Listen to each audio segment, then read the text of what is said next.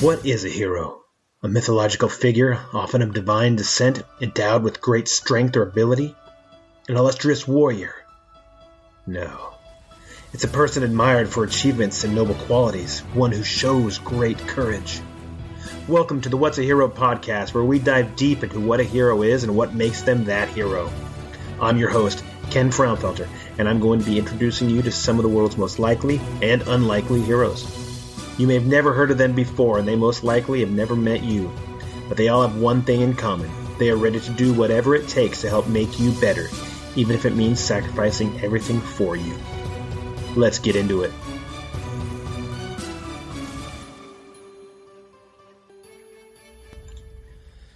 This is episode 39 of the What's a Hero podcast with me, Ken Fraunfelter. Now, in our everyday lives as first responders, let's just take first responders for instance at this point. In our everyday lives, we go through a lot of stuff. We see a lot of stuff. We take part in a lot of things, and things that aren't normally the way that everybody else sees them. We do things in which the normal everyday person would see would be kind of traumatic or would be very overwhelming. And we deal with it and we push it down and we go to the next thing. And we have to have outlets for these things, and we have to have, and we've talked about on here before in regards to peers and talking to counselors and things like that. We've also had chaplains on here before, and who have, if you remember Steve Berman, he talked about just being there for the officers and always going out. But today's guest, I kind of put all of that together. He's a police officer, he's a military veteran, and he's a chaplain. He actually goes by the title, the Tactical Chaplain. And that's kind of the deal. He volunteers as a chaplain and at peer support for police agencies in Los Angeles. He's a volunteer for a nonprofit that supports police officers in crisis, as well as those that are injured and disabled. He believes all first responders can have careers that provide deeper meaning and add richness to their spiritual lives if approached in the right manner. And I met this gentleman, I don't know, about a month or so ago in Las Vegas, and he was talking about just the idea of being able to open yourself up. And he might look imposing, he might seem like one of those guys, but when you talk to him, he's just so welcoming, and he wants to see others succeed, and he wants to see others get better and be better. And I thought he would be a great guest to be on the show. I asked him, and sure enough, he was gracious enough to say, yeah, let's sort out a time. We did it, and here we are today. So without any further ado, I'd like to introduce the Tactical Chaplain, Matt Domyancic. Is that correct? That's correct. Yeah. There we go. How are you, sir? I'm doing good. Thank you. Yeah. So who's Matt? Who's this guy that we all need to know? So a quick summary. Well, I guess pertinent to this podcast, yeah, I'm a medically retired cop. I work patrol, peer support, SWAT, and full-time academy instructor for fitness and officer survival. The whole time I was a cop, I was also a college strength coach, first at Yale, then at Georgetown. I played college football at the Air Force Academy in Colgate, also competed in powerlifting. So yeah, I was a cop. I was a college strength coach. I was doing campus sports ministry at Yale and Georgetown. And then it all came crashing down with medical problems and worker comp issues. Got medically retired, moved to Los Angeles for what's called functional and integrative medicine. I was really, really jacked up from surgeries that went wrong, and then was over medicated on opiates, benzos, muscle relaxers, antibiotics, sleep meds, psych meds. Wasn't paying attention because I'd never been to doctors since college for football injuries. Yeah. And one of my SWAT buddies, who used to be a tactical narcotics guy, that agency called it Jump Out. They were badass dudes. And street level drugs, 15 years ago were, the typical illicit drugs, but he knew more about prescription drugs than I did because prescription drugs weren't as big as a deal. And he picked me up at the hospital once and saw everything I was on and was like, dude, like you're on high dose, horrible combinations of drugs that, these people are selling for $80 a pill, this and that. Like, what are these doctors thinking? Right. And I was like, well, I haven't been to a doctor since college and I just take what they tell me. And I mean, it kind of woke me up. So that started the path of why am I on all these drugs? They do make me feel like crap. And then I had been on them too long to just cut them out cold turkey. And I had a really good psychiatrist in DC that also had yoga, meditation, physical therapy, a nutritionist in her office. She was super holistic for the East Coast and for 13, 15 years ago. And she's the one that called me in when my medical retirement was approved and said, move to Los Angeles for this type of stuff. You can do it more holistically.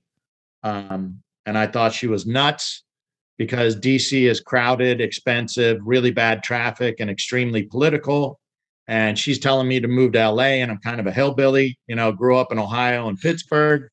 I'm like a gun guy. I like Jeeps and trucks and hunting and sitting in the woods. And I'm going to go from DC to LA. But I trusted her. It worked out. Then I took about 2 years of just going to doctors every day, really. I mean, because I had severe collapse of my immune system, my endocrine system, and my digestive system. It took about 2 years to get back to functioning. And then I went to grad school to get a second master's in sports psychology.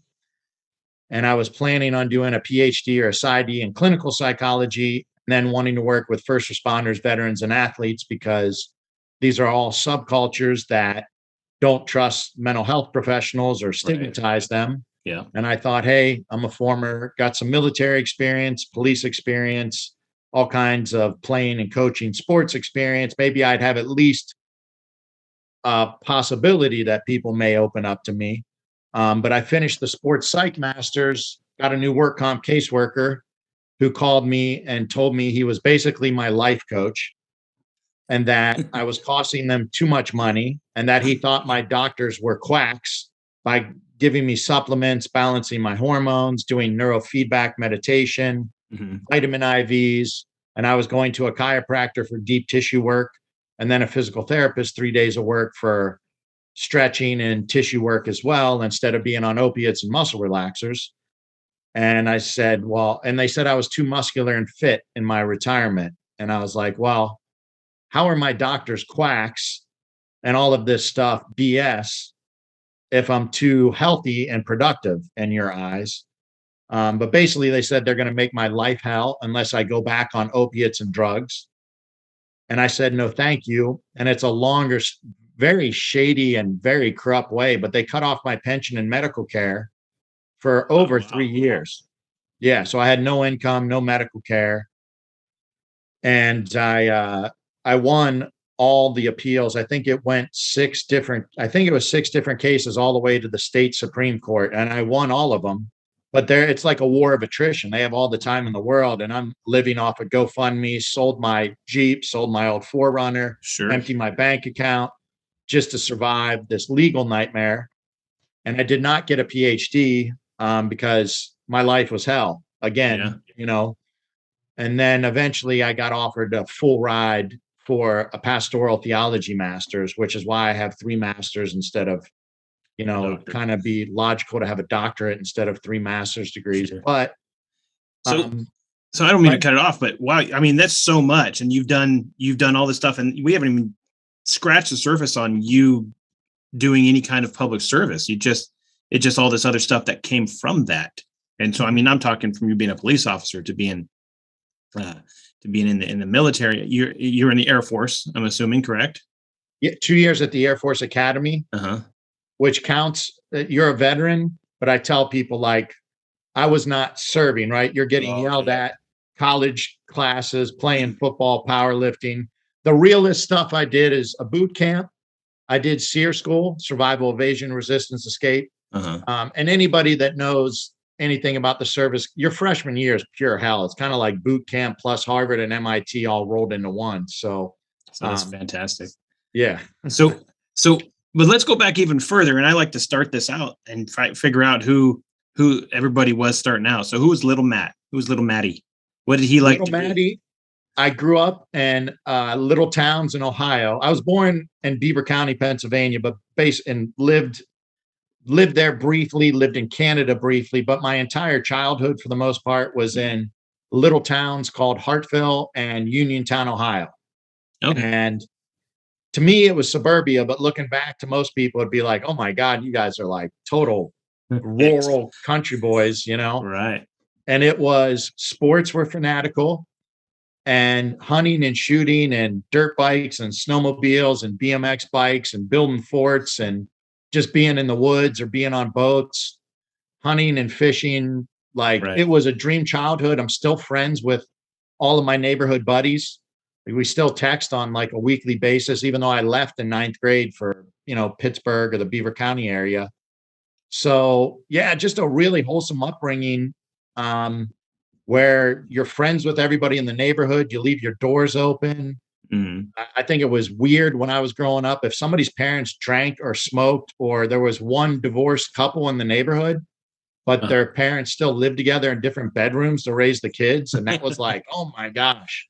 Yeah. So really utopian childhood, I think. Now, looking back, there were some things in my family that are somewhat dysfunctional, but my childhood was awesome. Ninth grade, moved to Pittsburgh. I actually lived alone in an apartment because of some of the dysfunction. I had a sister that was struggling with things, that was a senior. So my mom and sister stayed in Ohio. My dad got a job back in Pennsylvania, where my mom and dad are both from originally. Mhm. And so my dad didn't want to pay for two houses. So he lived with his dad, my grandpa, but the town he knew he wanted to buy a house because it had better academics at the time. Yeah. He had to get me an apartment so I'd be eligible for school and sports. So in ninth grade, I lived alone and took care of myself. And I didn't think anything of it. But my psychiatrist, the one I had in DC and here, eventually when that comes out, they're like, you lived alone in ninth grade? I'm like, yeah, what's the big deal? They're like, that's kind of odd. How many ninth graders would you trust? And Yeah. What is that? like, 14, 15 years old? yeah. Yeah. I'm like, oh, that's a good question. But I was a little hellraiser, but I was also by the book, like really good student, teacher's pet in all my classes, and friendly with everybody and parents and things like that. So I liked partying and drinking. I was a work hard, play hard when I was young, but Oh, yeah. not like a bad kid at all. Right. And high school was just consumed with sports and weightlifting and hunting and shooting, more with my dad then because I wasn't around my buddies in Ohio, but I had some buddies that were into shooting and hunting. But for the most part, the gym, like every night in high school, football, baseball, I stopped after my sophomore year. Basketball, I stopped after my ninth grade year. My parents made me do throwing because I didn't play baseball my junior year. But for the most part, once I decided I wanted to play college football, Mhm. I wanted to focus on putting on weight. 'Cause my sophomore year, I was only a buck 85, but I started varsity fullback linebacker. And the colleges were talking to my coach and they said, you need to if he can get to 230 by his senior year and not lose any speed, he'll be able to go wherever he wants and get 1,000 SAT. So I remember those being my benchmarks. I need to get 1,000 SAT and I need to get to 230. So What's that? Was that your main goal? It was in school was to get into college so you can play ball, or did you have yeah, any other desire to do anything else? no, I wanted to play college football. And I thought at the time growing up, I always thought I wanted to be in the FBI and on SWAT, but not understanding law enforcement other than the movies and what adults tell you. So, oh, I'm going to be FBI and I'm going to be SWAT. And I would like to, and my dad started telling me about the service academies in third grade.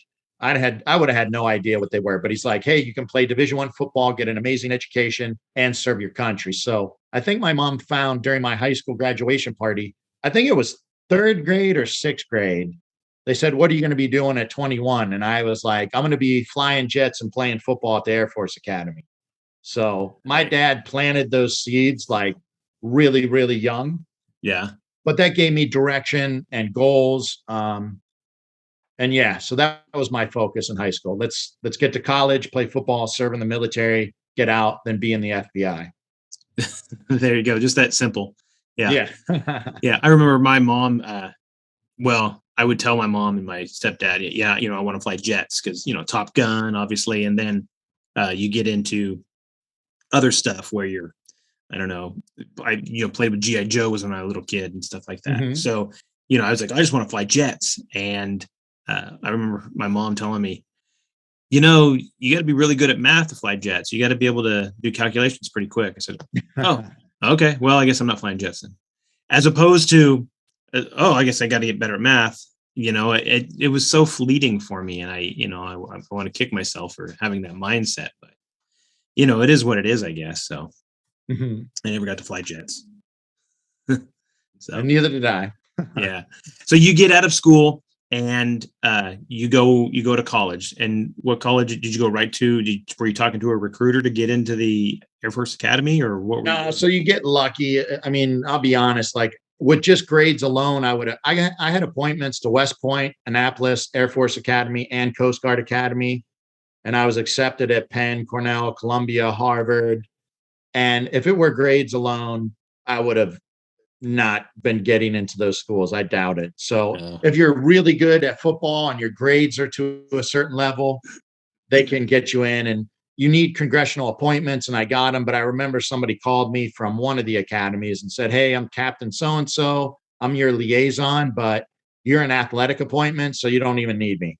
So I got lucky based on recruited for football. You have to submit the application, but you had to meet some kind of standards, but um, I would have not gotten into all the service academies without football. Yeah. So, Right. so you get like 2 weeks after you graduate, then you're right in boot camp.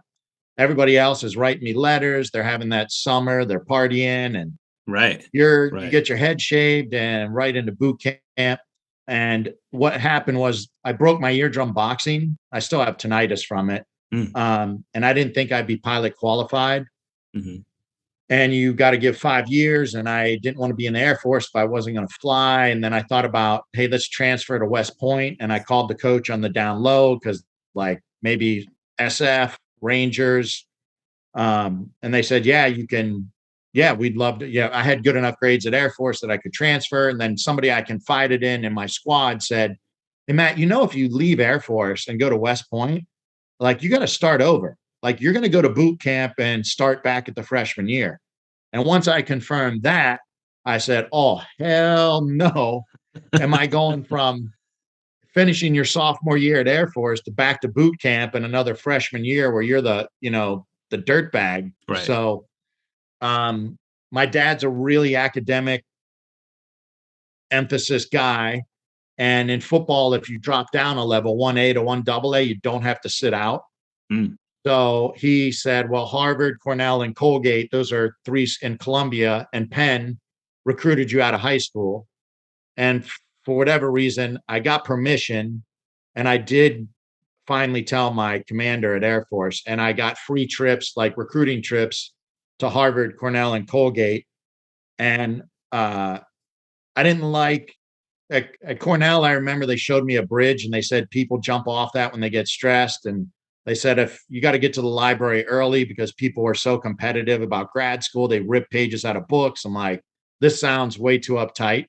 Yeah. Um, Harvard, my dad wanted me to go to Harvard, and even people at Air Force were like, dude, if you're going to leave Air Force Academy, go to Harvard. That's going to be best on your resume. But I just didn't like it. It was too populated city. Like on the recruiting trip, they're like, there's X thousands of college students here. And I'm like, that's way too overwhelming for me. Sure. Because all the Boston area schools. Colgate, for people that don't know about it, it's in upstate New York, and it's absolutely gorgeous. It's in the middle of nowhere. So being the hillbilly I am, I was kind of like, man, Colgate's beautiful. I liked the coach that was recruiting me, Coach Ed Argas, really good guy. And there was a bunch of guys on the team from Pittsburgh and Beaver County. So there was some, like, high school rival Riverside quarterback was there, so I knew somebody. And I liked the vibe at Colgate better, so I transferred to Colgate and finished school and football there. Yeah. Now I'm gonna go look up Colgate. Thanks a lot, because I want to see see what you're talking about. So you play ball there. You finish playing ball. You get your degree going to school there. And then did you say, okay, it's time to, obviously I'm going to guess. And did you play pro ball? Did you ever get picked up or looked at? No, I wish. I had some interest from the CFL. But my dad was like, if you're not going to get drafted, and free agency wasn't big back then. And he knew I wanted, I still thought I want to be in the FBI or maybe join the military again still. Right. He's like, and I had a ton of college injuries. I tore my calf in half. I dislocated my shoulder. I tore both hamstrings at 2 different times. I overtrained a lot. And I was, as one coach called me, OC, out of control, Taz for Taz. I was just pedal to the metal, and I tore my body up. My dad's like, dude, you're going to play in the CFL, not make money, and maybe prevent yourself from doing what you want to do the rest of your life. Right. Who knows? He was pushing me into grad school because ever since I was a kid, he said I never finished my MBA at UConn because once my mom graduated Penn State, they both went to Penn State. She was 2 years younger. And once she graduated, she told him, you better get back to Pittsburgh and marry me or it's over. So he had like 1 semester left of his MBA, never finished it. And so as a kid, he's telling me, before you get married and have kids, you got to finish grad school. So there was this big emphasis for me to go to grad school. Right. And he and other people were like, go to law school, because that was the thing. If you're a white guy, you either got to become a CPA or a lawyer to get in the FBI back then, or be a linguist. Really? Yeah. That's what I remember them saying.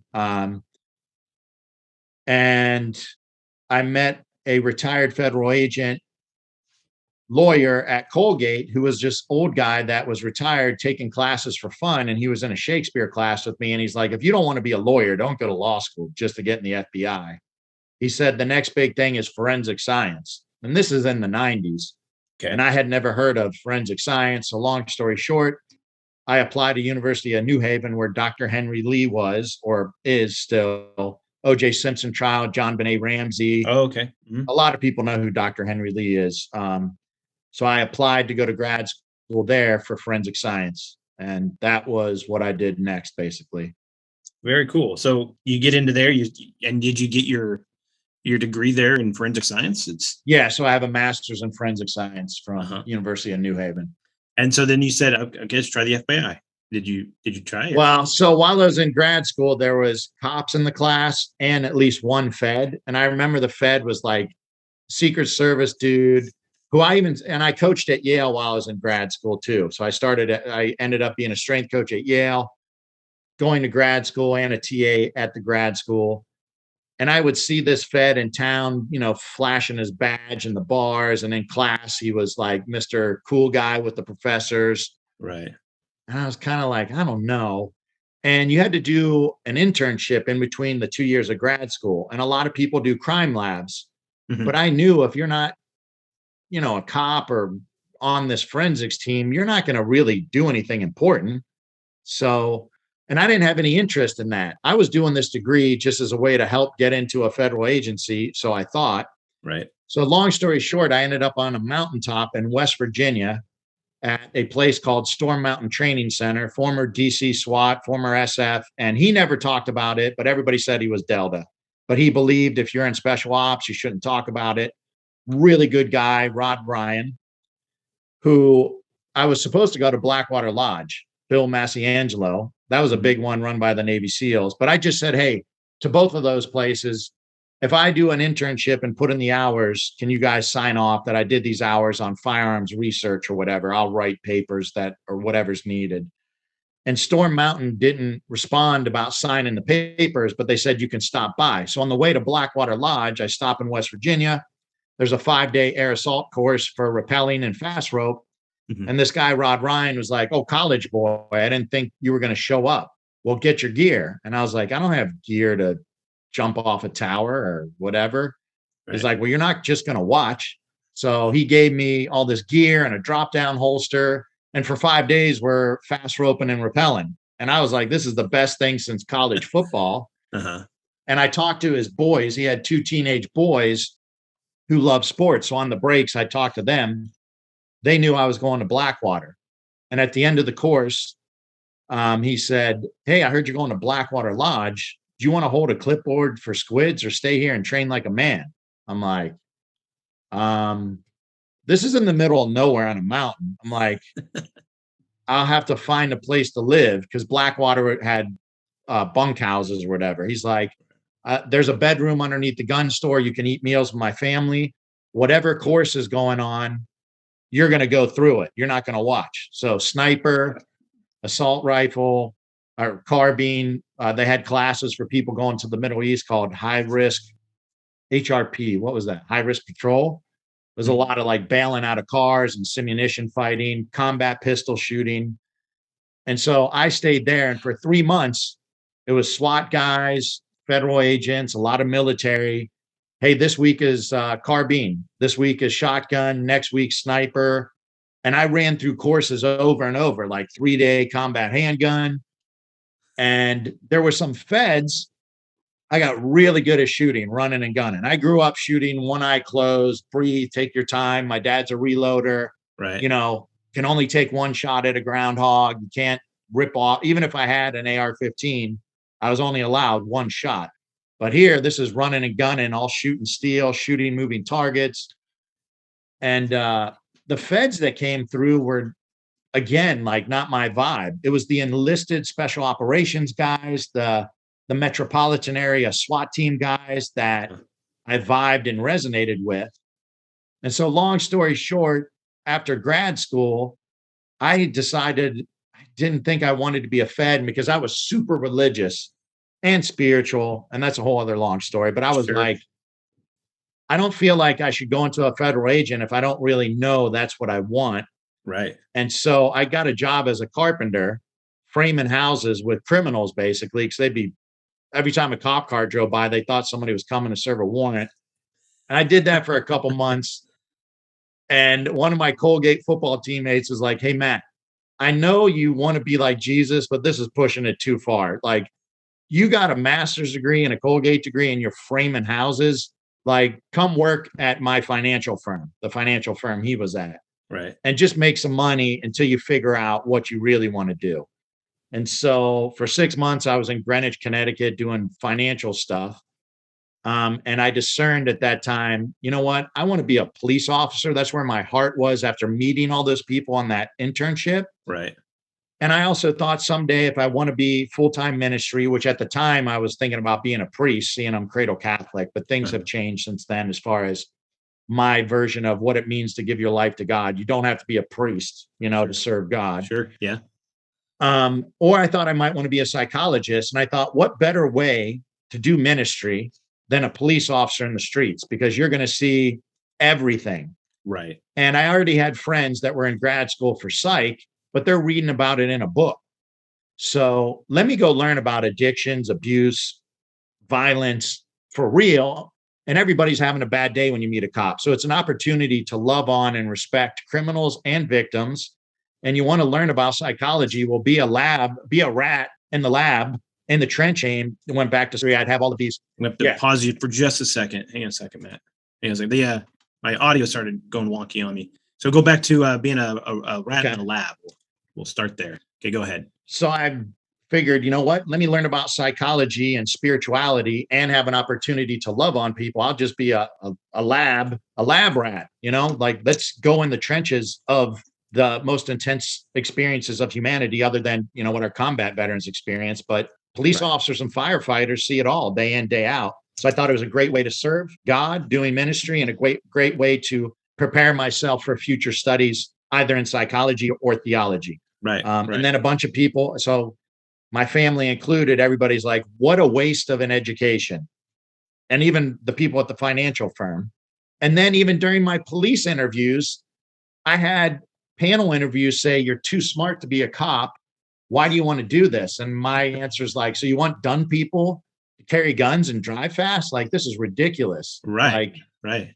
And then even when I lateraled actually, they didn't take laterals. I took a pay cut a significant pay cut from Connecticut to DC and had to repeat a 6-month academy, Holy cow. which is a pain. Yeah. Like I already did 2 years of military school. The Connecticut Police Academy is in the barracks, paramilitary. You live there.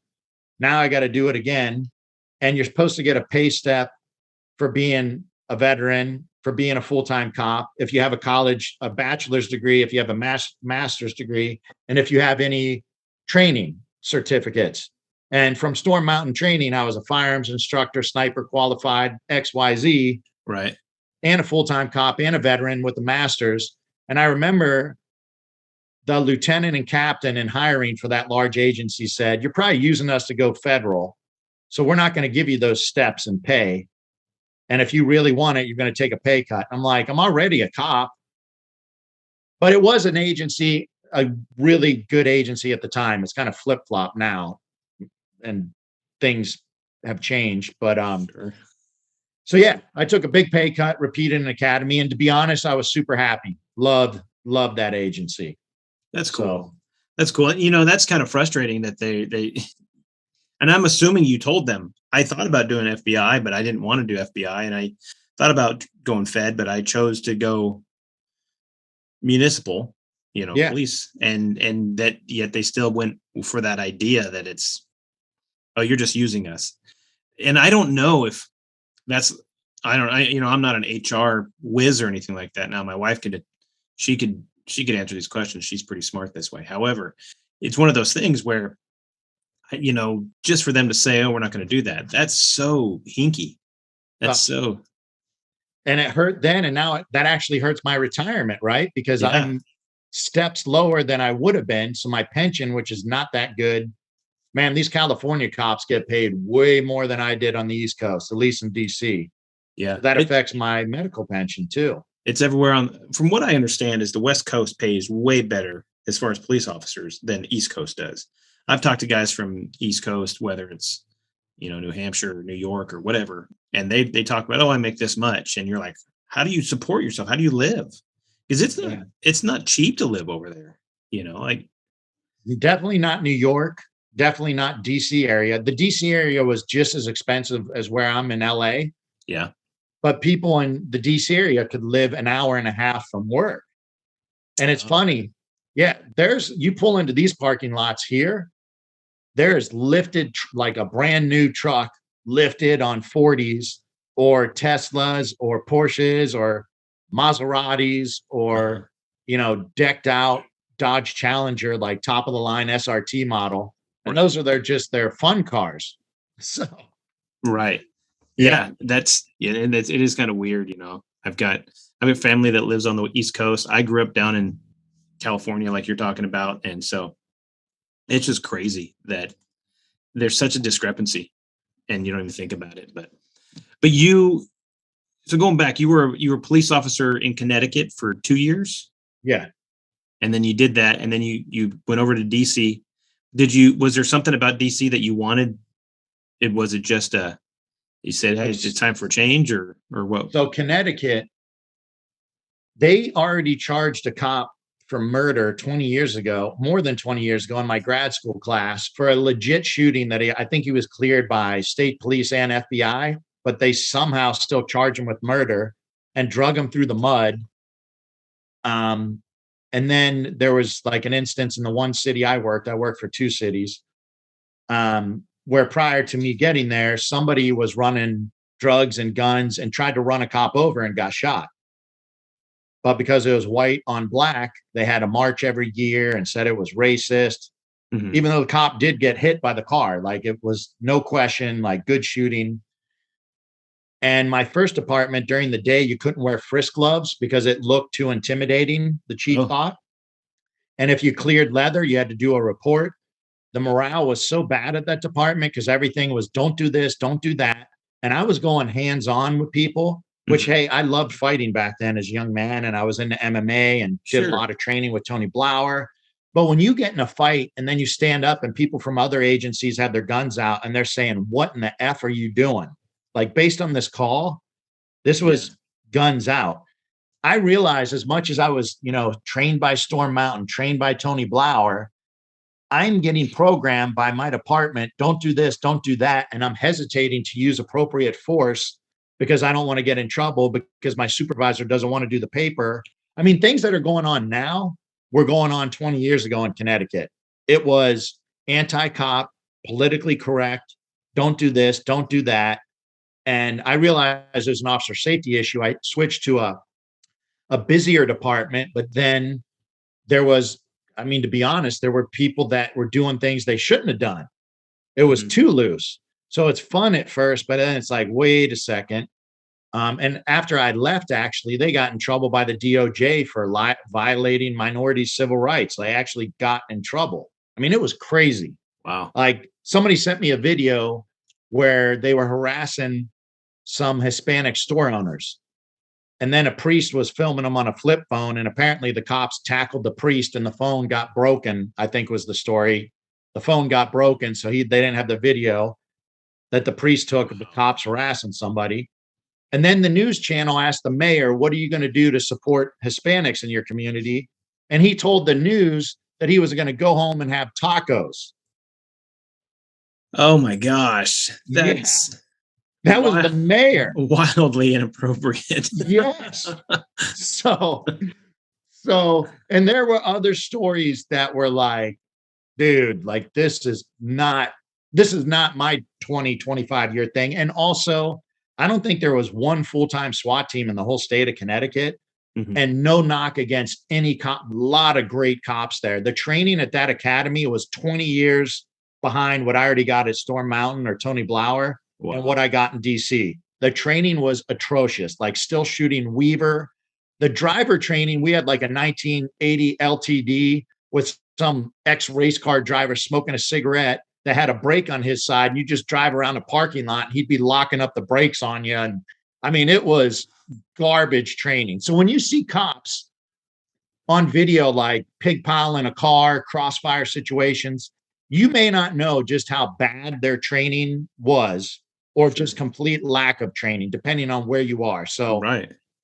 There was no legit SWAT opportunities. And I got to shoot with different SWAT guys from the bigger agencies there because I was like, maybe I should go to a bigger agency in Connecticut.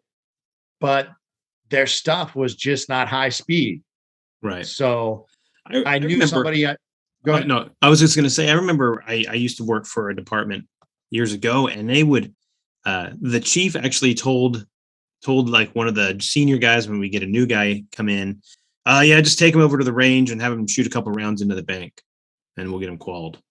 And I'm like, you can't do that. There's got to be some kind of set specific way you do this. You have to have something. And that's obviously changed since then, but it's so weird to see that people have that mindset like you're talking about where training is, let's just go do the job. Well, if you don't know how to do the job, how are you going to do the job? Hey, fitness, fighting, and shooting. If you're higher trained in those things, you're more confident on the street. You can communicate better. You can de-escalate more, make better decisions under stress, make less errors. And when you use force, it won't always look as bad as somebody spazzing out. And people that are not fit or can't fight or shoot often escalate force, even if justified, escalate it far more than need be if you had some ex-Army Ranger that's a Krav Maga guru that shoots IDPA every weekend, right? Right. So, Connecticut,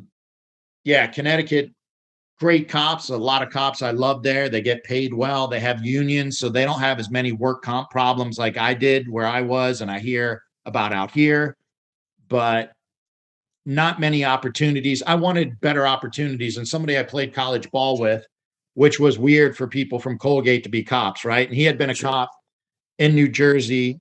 He started in Jersey, then went to Virginia, maybe went back to Jersey, then came back to the DC area. And he was working for a large agency and said, Matt, he had been in 2 or 3 departments by this time as well. And New Jersey, he thought was similar to Connecticut, just maybe not as high speed with the training. It's a different culture, even in law enforcement. he said, come do some ride-alongs and check this out. And I did. And they had, they had a full-time SWAT team, a full-time jump out team. If you wanted to, like a whole motor squad, aero unit, Marine unit, go on down the line. Yeah. And so and the people were great and they had a great reputation. And I got to say, at their police academy, the firearms training was all these ex-SWAT and jump out guys, or guys that were just legitimate gun nuts that worked their butt off to get to these full-time range jobs. Very good range training. We had our own driver track with guys whose full-time job was evoc and pit.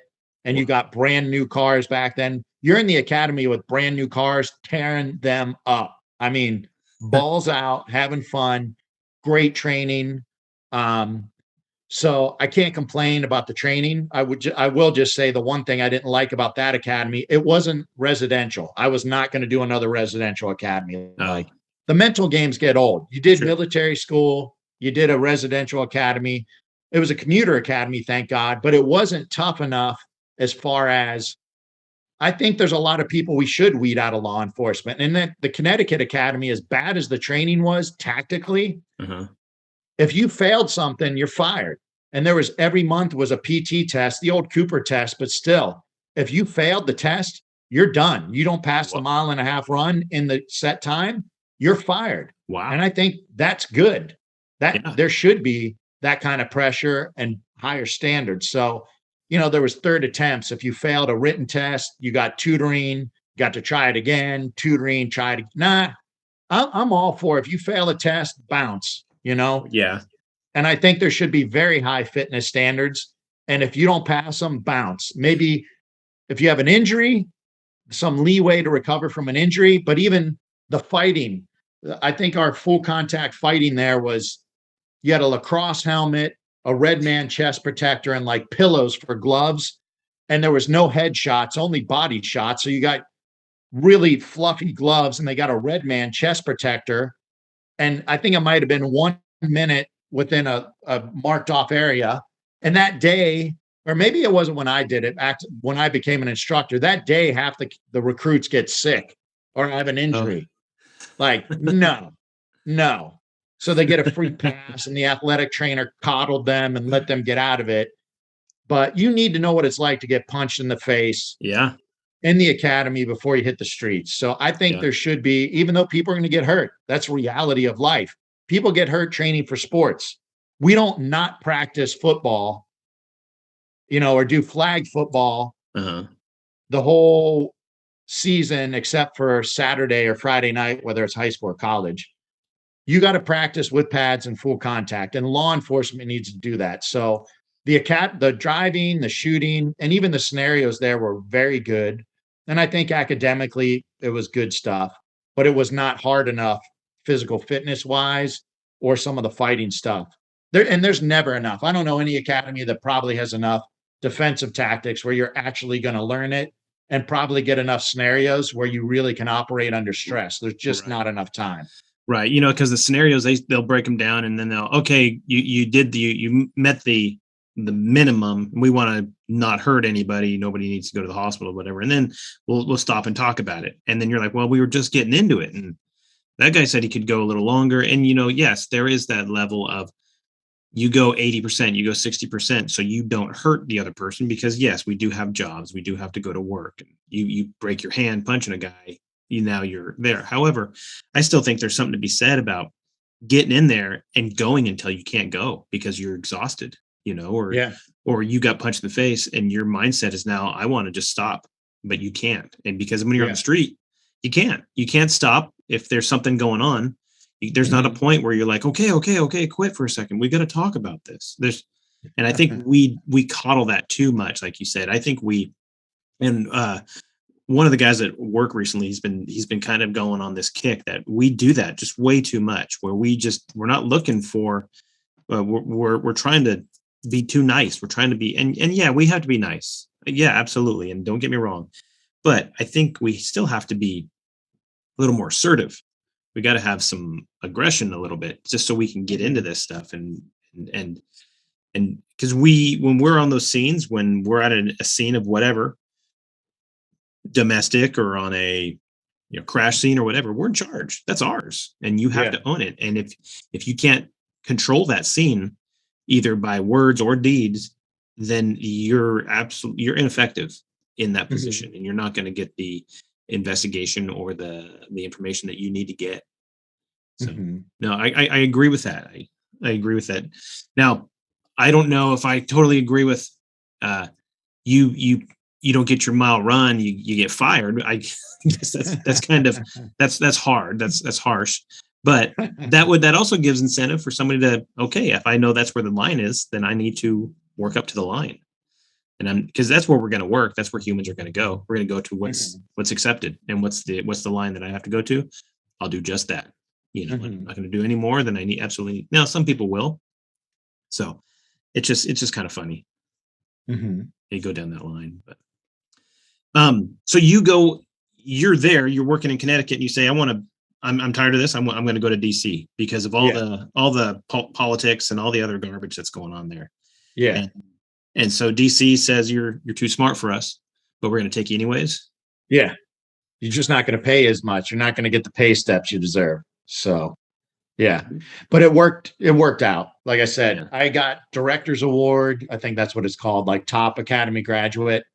And it was funny. I'm thinking of another friend in that class who's no longer a cop. He was a business owner who sold his business, and nobody knew that he was a millionaire, but his dream was to be a cop. So he sold his business, became a cop for a number of years, but eventually went back into business.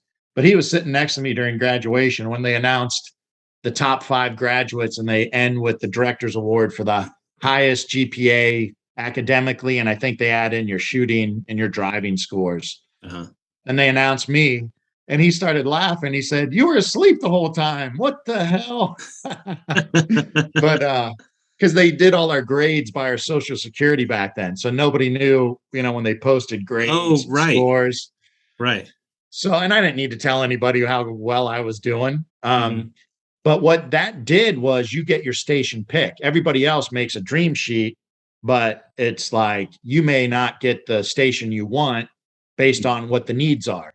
So the top graduate gets to go wherever they want to go. So I got to go to the fast station. I wanted the busy station. Right. So that worked out. And on the FTO period, I had some good arrests. I had some good fights. That while there was one evening squad that back then, these were fixed squads at this department.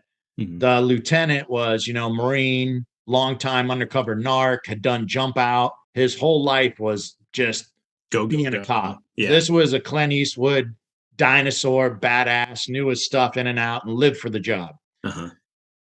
And so he saw me getting some good fights and make some good arrests. And so you had to be nominated by him and then voted on the squad. At least that's how it was when I started. And we had station captains back then that supported that. Like, hey, this is a fast station. This squad gets after it. And we let this lieutenant do his thing and pick his people. So that was fortunate that I got the FTO on that side, because there was A and B side. Like, you worked fixed days. And so I got on that squad fairly quick. I only think I had to do a couple months on day shift, if that. Get on this evening shift. It's a bunch of hard charging, proactive, really good guys and a couple gals, and had a blast. Had a blast working that station, working that squad. And then I think 2 years in, they had supplemental SWAT tryouts. So we had a full-time team, 12 full-time slots. And then I think there was 15 to 18 of us that were, quote, supplemental. Out here, they call them collateral. So I stayed on patrol, but then I get a take-home car, and I get all the toys and 2 full training days a month. And say if there's a 5-day, I remember we did weapons of mass destruction school or whatever special training things, you can leave patrol and go do your SWAT stuff.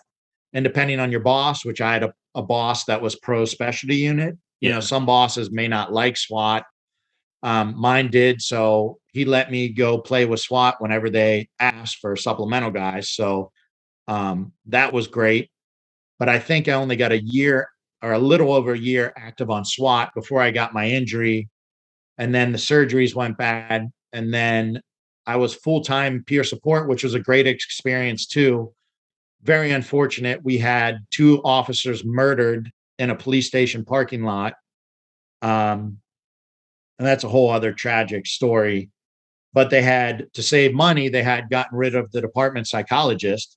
And then you have 2 cops murdered at a station. And there's a lot of things that were not tactically sound that happened that a lot of people thought were covered up to not expose supervisors that didn't get the job done. But it was a district where stuff didn't happen, right? So imagine the safe district ends up having a guy enter the parking lot and start gunning cops down. They're not used to that level of violence. Well, nobody's used to somebody entering a police station, parking lot. But these were not the fast, busy station. So there was SWAT buddies of mine off duty and narcs that showed up to get in the gunfight. That there was a major behind a car in his BlackBerry yelling, "Come back, they got guns." We saw there was 2 shooters at first.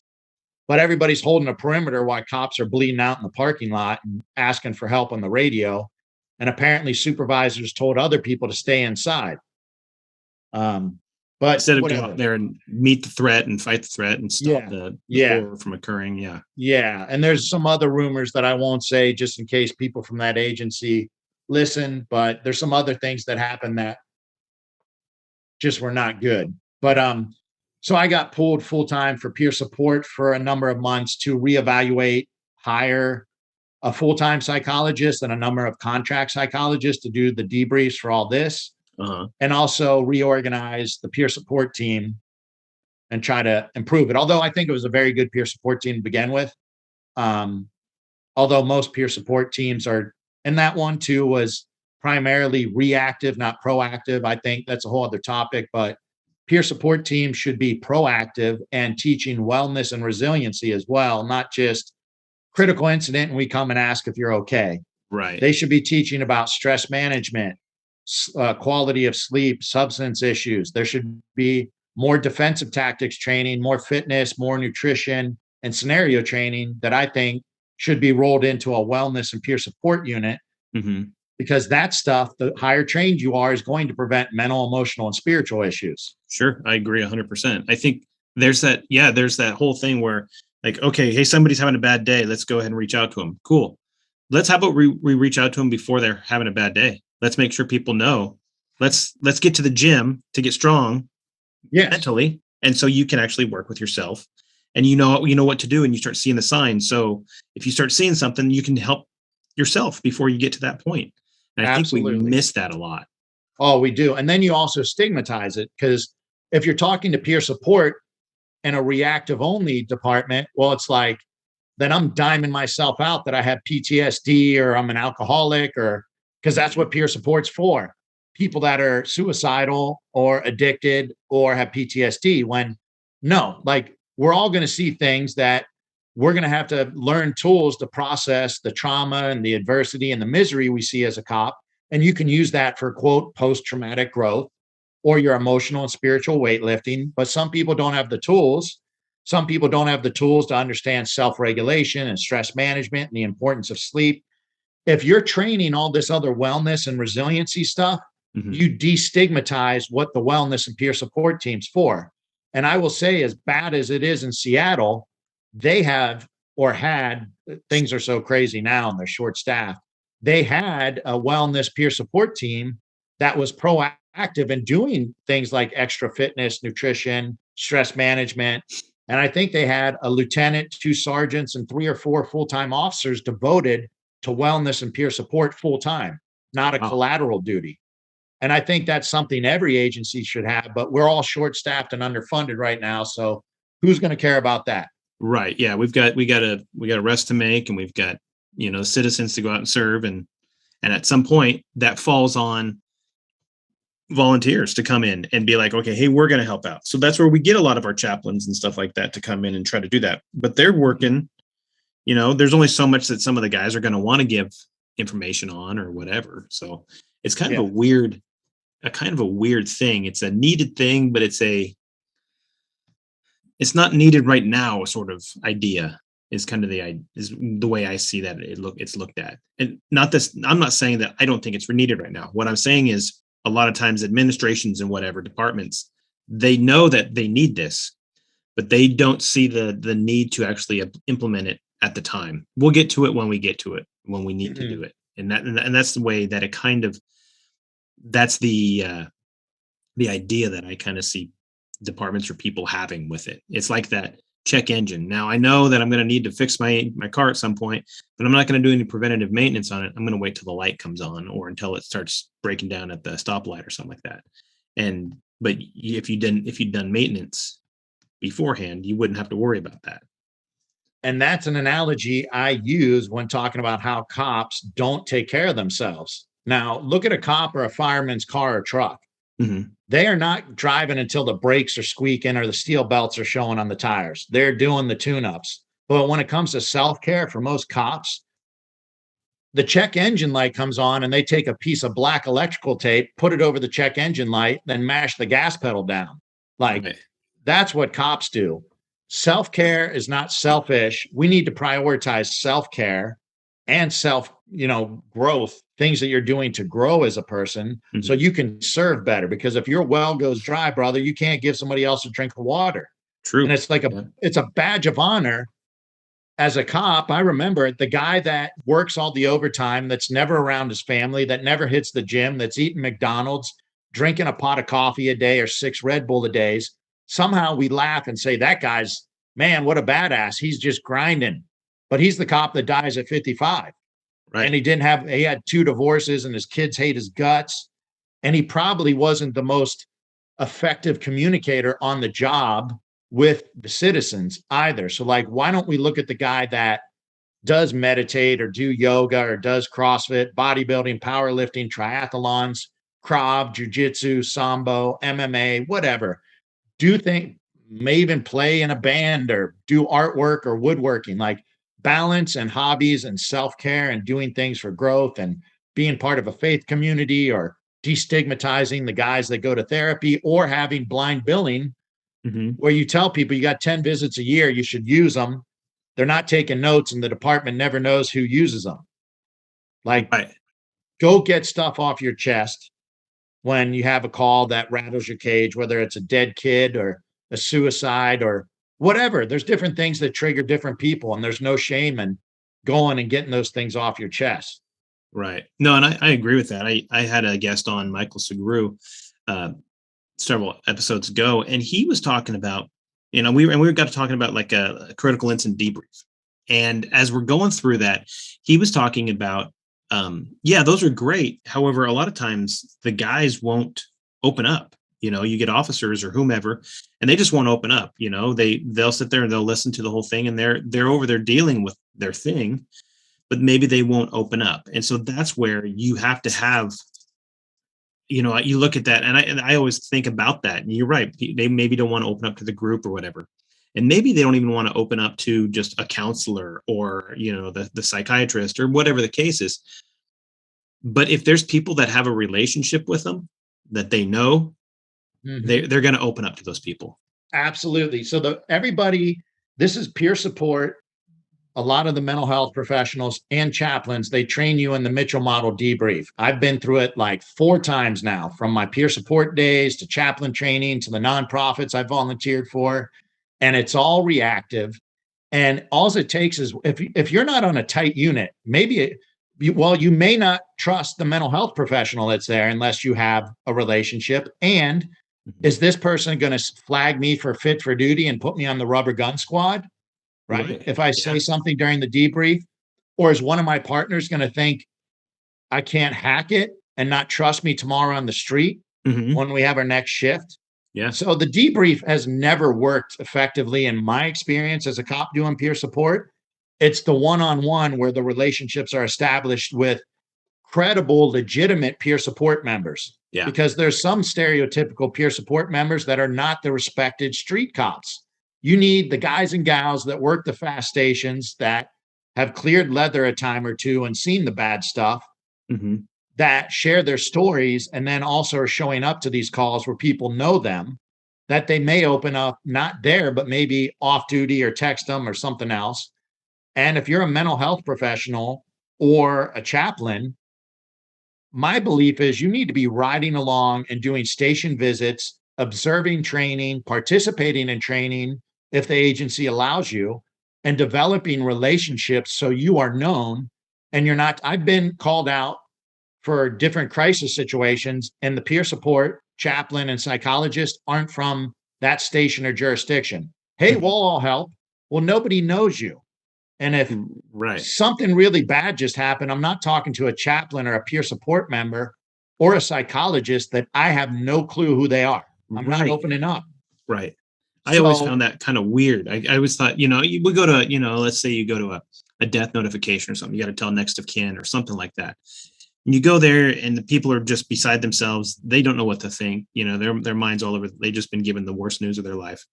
yeah. And you're like, is there anybody I can call? And they're like, I don't know, nobody. And not that I could think of. And like, well, can I get you a chaplain or a pastor or something like that? And I always found, especially early in my career, when they'd say, yeah, okay, yeah, sure. And our chaplains are godsends, and they'll come out and they'll talk to these people. But I always thought it was weird that now this person is telling this person they don't even know, issues with their family or their their son died or whatever, the different stuff that was going on. And how do they open up about that? And I always try to put myself in that position, and I don't know how I would do it if it was me. I don't know if I'd be able to open up with somebody I don't know. But we're cops, right? So we don't trust people. Cops don't trust people for good reason, because you've been lied to a gazillion times and dealt with the shadiest of people. And, the sarcasm is to somewhat legitimate based on what we've experienced. So all the more reason, if you're a mental health professional or a chaplain for police or fire, this is my belief, you need to be developing relationships. So it might be 2 years from now that a person maybe will say, you know what, I'm going through a divorce or a surgery or an IA investigation or some kind of depression over God knows what, or has a very bad call. A lot of kid calls mess people up, especially when you have children. Yep. But you know what? Now that I've known this chaplain or this mental health professional for 2 years, and they're coming to the station, they're riding along, they're in briefings, I've seen them observe training. I've talked to them about, I've developed a relationship. Well, now I trust them enough to reach out. It just can't be the reactive thing. And I can tell you, out of sight, out of mind, when cops are out on IA or admin leave or injured, like even your own cops forget about you and don't communicate. Because I hear the stories on the back end of when people end up addicted or suicidal. I was out for 6 months, and then slowly people stop calling. You're out of sight, out of mind. And definitely as a chaplain, I know, the different departments I work for. If I'm not there for 2 weeks, then I show up and somebody's like, where you been? Or haven't seen you forever, because on and off with COVID, one of the departments I can't ride, depending on what the city's rules are with COVID. Right. Yeah. And so it's not by choice. So I haven't ridden for a couple months and I show up. Well, you know what? Less people have been reaching out to me. But if I'm riding once a week and I work out at the station once a week and swing by, they're seeing me. So they're texting or they're calling. And it's not about problems. It might just be to bullshit about whatever.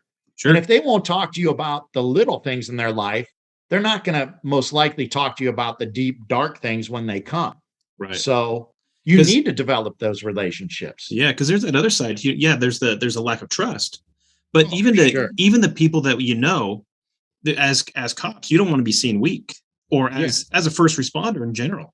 Because I know firefighters, they don't want to be seen that way. And absolutely, because we go on scenes, and like I said, we got to be in charge of that. So we don't want we want to be seen as tough, or we want to be seen as resilient, and we want to be seen as capable. And then when we sit there and say, yeah, I've got a problem, I don't necessarily want to reach out for it. You're not going to see that too often. You're also not going to see, even if they do get reached out to, hey, I know you're going through an issue. If there's anything you need to talk about, let me know.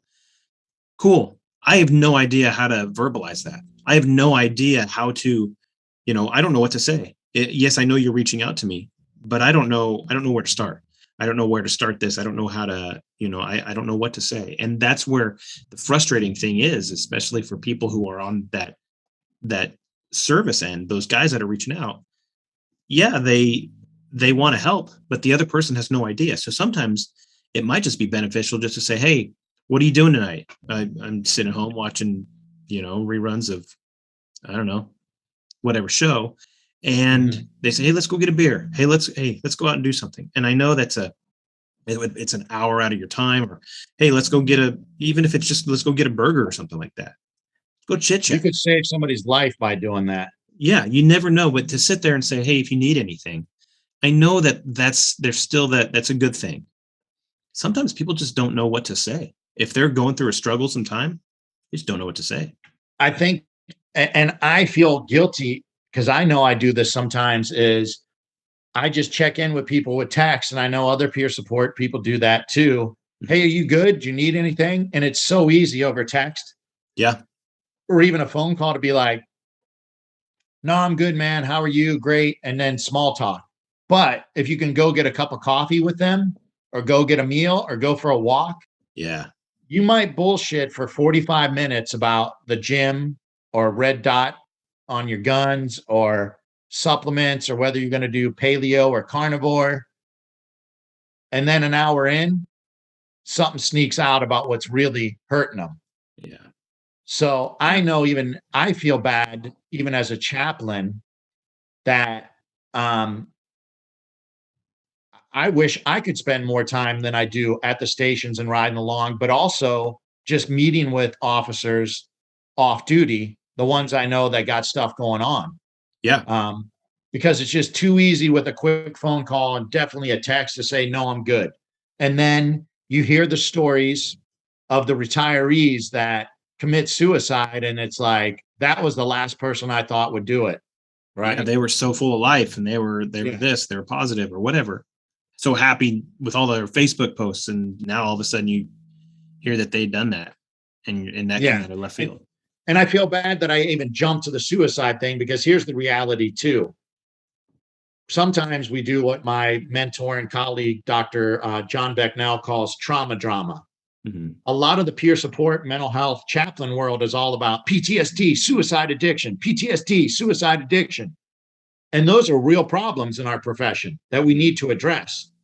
However, that is not the majority of cops. The majority of cops and firemen are going to see a lot of bad things, but it's going to help them grow wiser and more compassionate and deeper, and are the most beautiful and interesting human beings I've ever met, because they've seen the realities of life Yeah. over and over.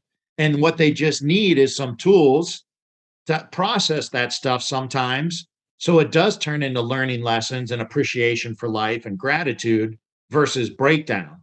And so the trauma drama is just saying, oh my God, every cop's going to get PTSD and be addicted and suicide unless they do XYZ. That's not true. Oh, and And we don't want you don't forget feeling like that. yeah, don't forget divorce and Divorce. family problems. It's the and they make sure they drill that into your head in the academy or wherever. And they say, oh, you're going to have problems, and you're probably going to have an affair with a dispatcher, and all this different stuff. And I don't know why we do that. We like almost self sabotage ourselves. Well, that's all self medicating. Sex, tobacco, drinking, working overtime, gambling, buying toys, driving fast, jumping out of planes, adrenaline activities are all self medicating. A lot of the times, it's a completely unconscious thing. You are seeing miserable things and dealing with people that hate your guts. And now it's the TV, your kids' teachers, your kids' college professors, your neighbors. Everybody hates cops. Everybody hates cops, on top Right. of you're dealing with people's problems every day. So it is miserable stuff.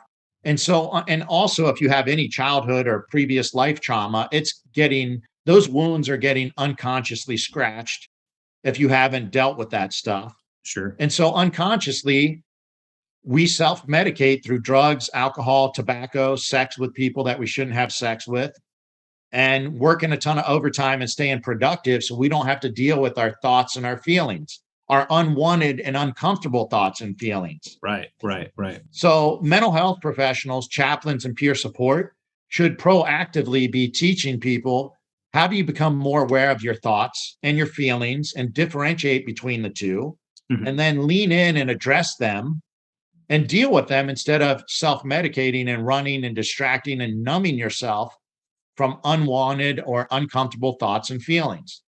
I mean, Yeah. that's a real generic, basic explanation, but I think that's a problem with first responders and veterans. Yeah, we just don't do it. And I think, yeah, we're always trying to mask whatever other issue that is up there. And it's kind of weird that we do that. But because we're there to, our job is to, we help other people. That's what we do. Yeah. We help other people. And so I always find it weird when, an officer or a firefighter or first responder in general, veteran, when they have an issue and they go to somebody, they go to another person who is in that same world. And I've talked to guys and they've said, well, I just don't want to be a burden. I just don't want to be that burden on it. And you know what? And it was explained to me by another guy. And he says, yeah, but our job is to help. And so if we see another person that needs help, even if it's one of our own brothers or sisters, then we help them. And that's what we're there for, because there's going to be a point when we're going to need help too. But that's what we do. And yes, our cup does fill up, and that's why we have to go and empty our cup every once in a while so we can go. For sure. And that's how you do it. And I think talking about it, opening up about it, taking trips, going on retreats, having vacations where you're not here, shutting your phone off, having those hobbies where you do other stuff, having those things where you can get the, working out or doing martial arts or whatever, where you can get the aggression out, the things. So you're not taking it out on people, you're not taking it out on yourself, and you're definitely not taking it out on your family, because that's a huge thing. I remember I'd gone to a conference one time, and the speaker, his name was Kent Williams, and I've talked about him a lot on the show. I think this guy's fantastic, but he was a former police chief in the Chicago area. And he talks about how when he'd be at home, he would think about how he would deal with his family. And he says, there's no way I can talk to my little 4-year-old, 5-year-old daughter and say, when I'm telling her she needs to go brush her teeth, if I'm out on the street, I'm going to say, show me your hands, take them out of your pockets, do it now, and I'm yelling at him. I'm not going to say to my 4-year-old, 3-year-old daughter, you go there, you brush your teeth, go do it now.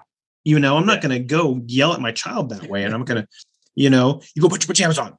That's not how it works. We might talk to people on the street, but we have to be able to separate that. And the way that he broke that down and how we separate it is we have to be conscious about who we are and what we do and what we're feeling and what we're thinking. And everybody talks about, just don't want to be an emotional person or just your feelings. Yeah, we all have feelings. We all do it. We get frustrated. We get happy. We get sad. We get angry. We're everything happens. We're people. And so we can't lose sight of the fact that we need to have some emotional wellness. We got to fix ourselves sometimes. Mm-hmm. Mm-hmm. And we got to reach out. And I think that having other officers, having other people in your niche, being able to be right there for you and pull you in, it's great. And be able to do things for you. Now, they may not know everything they need to do, but they might know somebody. They can also point you in the right direction, and so that's why you got to have relationships to know that they're going to do it from a good place, and they're not going to do it, with the intent of getting you in trouble, or like you're talking about, some of those folks in Connecticut or whatever. Yeah, well, you're going to end up fit for duty, or sometimes this is sad fact, people have opened up to peer support or a mental health professional in their agency and then ended up with some kind of IA investigation, or got fired, or got a fit for duty. And I don't know the details of all these different stories I've heard. Yeah. But and there are agencies, even with people that get injured. I mean, you've heard the stories at the Wounded Blue conference, like they try to get rid of people that get shot and run over on the job, right? Yeah. It's just Yeah. your money. So you're just a spreadsheet line that's a cost to a city or county.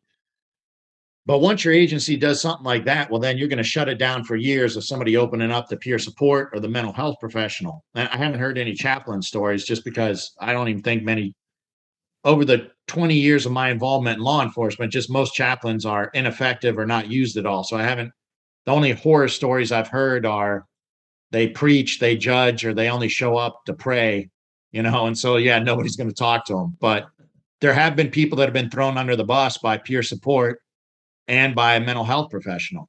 And that's unfortunate. Yeah. And it is unfortunate, because if you lose that trust in the thing that you're supposed to trust in the most, what's that going to take you? Where's that going to take you from this point on? You're going to have no trust in anybody. And that's why we need outside. There's something called At Ease here in different parts of California. It's not in LA yet. Actually, I've had Addie's International. I've had Jeff McGreevy on the podcast. Oh, awesome. Yeah. So what if I could tell cops around, they're not in LA yet, and I've been talking to Jeff. Actually, I need to talk to him this week. What if I could tell somebody, hey, you can go get counseling paid for by somebody that's been vetted by a retired cop that works for this organization, and your agency's never going to know? Then you eliminate the fear of an IA, a fit for duty, or you're not getting promoted. That's another thing too. I may not get promoted if somebody knows that I went to therapy, which is the wrong thing. I want the guy that wants to go take care of himself and be healthier, because I think whether it's therapy, the fitness, nutrition, sleep, all these self-care things are you're brushing your teeth and you're flossing emotionally and psychologically, just like changing your oil, right, and rotating your tires and changing your brakes before they're squeaking and the rotors are warped. Like, that's not what I want in a cop, especially in today's world. There's way more stress, far less staffing. Most departments don't even have enough guys to work the streets, and they're pulling detectives doing what they call carping out here. And we're losing specialty units. We're losing investigation units. Like, police departments are so handicapped by staffing, by funding, and by DAs. And some places are losing their qualified immunity or threats of it. I mean, all the more reason that there should be more wellness, resiliency, mental, emotional, spiritual, and physical assistance for cops. Like, Division I athletes got more resources than cops and firefighters, and they're playing a game. Our special operations units do have clinical psychologists, sports psychologists, physical therapists, athletic trainers, strength coaches, nutritionists, float tanks. All right. Like, they get taken care of. Cops should have, every police department should have like a whole center that's a gym and MMA and physical therapy and a meditation room and a yoga room and a writing instructor and a music instructor, and go do these other things and take care of yourself. Right. Yeah. That would be cool. And you look at the military, they've got all that stuff. You go to a base and they've got all these family places and these other things that are on bases. I remember I went and visited a guy who was at a base in North Dakota. I mean, in the middle of nowhere, but there was more stuff on the base than there was in the town that's nearest the base, And it's just one of those things where, bowling alley and the arcade and the restaurants and everything else. But but to have that actually in a civilian police department where they had things. Now, I wouldn't expect a bowling alley in a police department. We don't need that. But I do want to really quick shout out to the New York NYPD bowling team. They follow the What's a Hero podcast on Instagram, which is kind of very nice. So I didn't even know they had a bowling team, but that's awesome. Hey, thanks guys. Anyways, so they have all these things, and you talk about aftercare when you get out of the military. The VA is right there for everything these guys need. What do police officers have?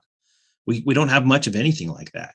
And like you talked about at the folks at the Wounded Blue, departments that just drop somebody after 6 months of, hey, we've done everything we can for you. Good luck in getting yourself back together. So there's lots of stuff that we could be doing better on, but unfortunately, like you said, budget and staffing and politics and everything else that just comes in and wreaks havoc with police departments and first responders and stuff like that. It's frustrating. It is. So I know we went way off, but going back, so how long did you work at DC? 7 years, about 7 years. So you were there with DC for 7 years, and did you retire from there? Yeah, it was a medical retirement. Yeah. Uh-huh. So you get out, and then you figured, okay, you had to be still in your 30s at this point, right? Yeah, I was way too young. My police career is like a lot of NFL careers, not for long. And this was before the world hated cops. And I did not want to retire. Like, they extended like most people would have been forced to retire earlier than me. Mm-hmm. But I kept working at the academy despite all my medical issues. I was like on my deathbed, but I loved being a cop and helping cops and being around cops, and just exhausted trying to find surgeons that could fix me, and they couldn't. So it was a dark and depressing. I mean, you're in a big agency with a take-home car filled with SWAT toys. Yeah. And if I got better, eventually I wanted to be on the full-time SWAT, right? That's your dream. But even the SWAT commander at the time, and even the same guy that told me about the drugs, the SWAT guy that used to be a jump out guy that said, Matt, you're on some bad stuff. Right. He came to my office one day and he's like, Matt, I know you're hurting because you want to be out there on patrol and doing SWAT. But he said, we can always get another guy in the lineup to hit a house, and there's always a body to fill a patrol car. He's like, right now you're at the academy impacting the entire agency. So there's more benefit for you being here. Yeah. And that was bittersweet to hear. But had I got better, what they said was, I stay at the academy full time. My office is in the weight room, and I'm a former college strength coach. So I rebuilt the weight room. I was running all kinds of scenario training, doing research, bringing in Polar Heart Rate Company to, test people, have the heart rates on while they're fighting, while they're shooting, while they're PTing, and doing scenarios. And instead of having the regular academy instructors as the proctors or the monitors, I brought in SWAT and jump. So, some academy instructors have been at the academy for 10 years. They haven't been on the street. Right. It's been a little while. Yeah. It's been a while. So I said, let's bring in the guys that are doing this stuff every day. And it also gets the in-service people like seeing the SWAT and the jump out guys. You're going to listen to them, right? Yeah. First, the guy I know that worked day shift in a very slow area, and that was 15 years ago. Like, what's he telling me how to pie the corner and handle this call, Right. So I was bringing in, the varsity boys, the jump out and the SWAT, and I think even some gang guys to help, facilitate my courses. And I was going to get to keep the take-home car and keep, building the academy programs, but then also train with the full-time SWAT team because I could coordinate my own schedule and get to go out with SWAT at night. And I was even going out with jump too. So I did not want to leave, because it would be, I'm lifting, fighting, and shooting, and training people, and lifting, fighting, and shooting. And then I go out and, serve warrants or call outs with SWAT and get to be an extra guy going out with jump out and the gang unit and things like. It was going to be fun. So it was very depressing and dark times to have all of that end. Yeah, that's frustrating. And so you said there was the very beginning, you said that there was a point where everything was just kind of dark and you were on the low while everybody's trying to figure out what they're going to do with whether finances. And you said you'd gone through court cases to make sure things were good to go. And you actually went up to the Supreme Court with your case, huh? They tried to take it to the state Supreme Court. And from what I recall, I think they denied that appeal because they had lost all the other previous appeals. So they're like, we're not even going to hear it. But that's a ton of stress to not have your pension and medical care. And and if it goes to the state Supreme Court, how much longer is that going to be? Right. Yeah. Because they're not necessarily quick. What do they say? The wheels of justice don't move swift. You do not want to be a medically retired cop. I'm sorry. You do not want to be an injured cop trying to get surgeries, depending on where you work. It's ignore, delay, deny. So a ton of stress through all that, a ton of darkness through that, in addition to the darkness through the retirement, because they're two different periods. They didn't do that to me until 4 years after I was retired. Wow. So I thought I was good to go, right? Let me get my life back the best I can. Let's go get a PhD. Nope. Now you're going to be in court for 3 years. Jeez. Now, you said at some point they said you need to move out to LA so you can do the things you need to do. That was my psychiatrist, who they'd probably hate her guts, right? Because now I'm out here seeing all these expensive doctors that they would rather have me on opiates and psych meds. Right. But I'm assuming you feel better and you work better. when you take vitamins and supplements and vitamin IVs and you go get physical therapy and you go get psychotherapy and neurofeedback, And you move your you body. feel way better than opiates, psych meds, muscle relaxers, benzos, and heavy sleep drugs. Yeah. Sure. Yeah. And that's all the same stuff, as on the street, you meet people and you're like, hey, how'd you get into doing drugs? It was just this car wreck, and I just started. They gave me opium, or they gave me morphine, or they gave me oxy, or they gave me whatever, and I got hooked on it. And now I'm a heroin addict. Yeah. Well, that's the same thing. I mean, but that's what they wanted, and it seems to me, I don't know one way or the other, but it seems to me that that's what they want to do. They want to get people hooked so hard on whatever drug or whatever. So you have to keep coming back to them. Big Pharma is running the show. And I hope that it's not intentional, like police, fire departments, or the VA is like, let's get them hooked on drugs. But Big Pharma influences medical school and medical practices so much that it's a pill for every symptom. And each pill creates more symptoms that you can take more pills, rather than it is work, right? The way I eat is work. I exercise, work, meditation, work. Psychotherapy is work if you're doing it right. Mm-hmm. Martial arts, working out. All of it. There's effort. There's effort involved. You can't just give people supplements, vitamins, and even therapy, like you got to do work. So, but our society is all about quick fixes and give me pills or whatever, but there is no quick fix to most mental, emotional, and physical problems. Like everything is a grind and takes time, and there's no magic bullets.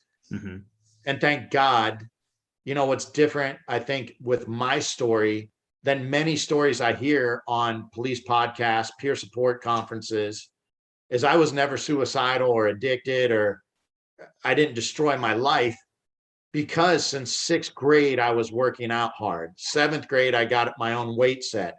7th grade, I gave up wherever you live in this country. Either we called it pop, but soda or Coke, and junk food and fast food.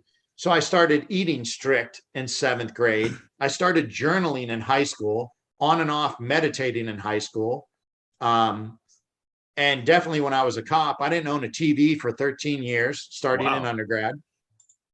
I just had small apartments in DC that had a mattress on the floor, a bookshelf, and a desk with candles.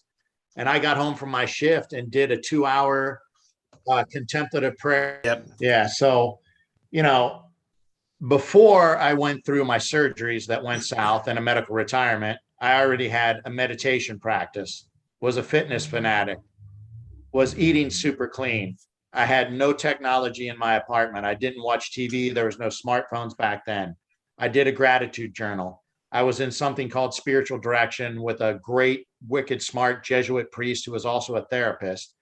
So I regularly was talking to somebody about whatever is going on, what lessons are there to be learned from the things I'm seeing on the street, the adversity, the difficulty in my life. A number of my personal friends are therapists that I had no problems, not that your friend can be your therapist, but it's great having friends that are therapists. Sure, yeah. Where you can talk to things about. I was a strength coach at Georgetown and doing ministry, so I had all kinds of life balance and different communities of support. I had different spiritual communities. I did Taze services, centering prayer practices. So going into this, I already had tools and a lifestyle of how do you manage stress? How do you find meaning? How do you take care of yourself? And I had no problems recognizing when I needed to start going to therapy. Like I told work comp, when they told me I needed another surgery because I had like some infections and still bleeding and you need another surgery, I said, well, I need a therapist too. And they said, what do you want, the surgery or the therapist? We can only do one at a time. I'm like, I need both. Like I've exceeded my coping ability for all of this stuff. So I was fighting for it. And they sent me to a psychiatrist who, I thought it was for me to get therapy. They were trying to see if you had problems to get out of paying for your therapy. So, and the guy told me at the end, he's like, your issues are definitely because of what you're going through, not anything from your childhood or whatever. Yeah, duh. So, yeah. Jeez. But I went into this with all of those different tools, mentors, elders, resources, community support, where most cops' story is, I didn't want to tell anybody. Yeah. I was drinking, I was screwing, I was working overtime, I got arrested, or I wrecked my car, or my wife left. And then I went to a Sable Warrior retreat, which I think are a great thing. Uh-huh. But then I went to a retreat and I learned meditation and journaling and yoga, and you should share stories with your peers and talk to a therapist. And then I turned my life around. But you had Mhm. to go through a divorce or an IA or an arrest or an addiction or suicide attempt before. Oh, really? And That's weird. what, no, I'm saying that's what a lot of the stories are, unfortunately, are Oh, people oh, oh, okay. go to, Yeah. and actually to apply to those retreats, you do usually have to have PTSD, suicidal ideation. It has to be like, I'm on my last straw here. For sure. And Okay. Hmm. myself and Dr. John Becknell and Father Jim Clark and a LAPD psychologist and some other people, we were putting on retreats before COVID and planned on more if we could get funding. Let's put on retreats and teach you these tools before you're addicted, suicidal, divorced, and arrested, or might lose your job. Right. But what I'm saying though is I had all the tools and all the support and all the resources, and it Hmm. still sucked, right? So I can see why people that don't have the tools or the knowledge, or because of the stigma of asking for help or doing more self-care, I can see why it ends up in divorce, addiction, and suicidal ideation. And I've actually heard those stories a lot because I was the chaplain for a rehab center for cops and firemen, and in other instances through the different things I do, I've heard the stories, and a lot of it is because it's stigmatized, Yeah. so they Yeah. don't reach out. Right. And that's a thing that it's just kind of weird that, we ostracize this thing or these people for having an issue. You need to be 100%. You need to be the best, and we expect the best and everything else.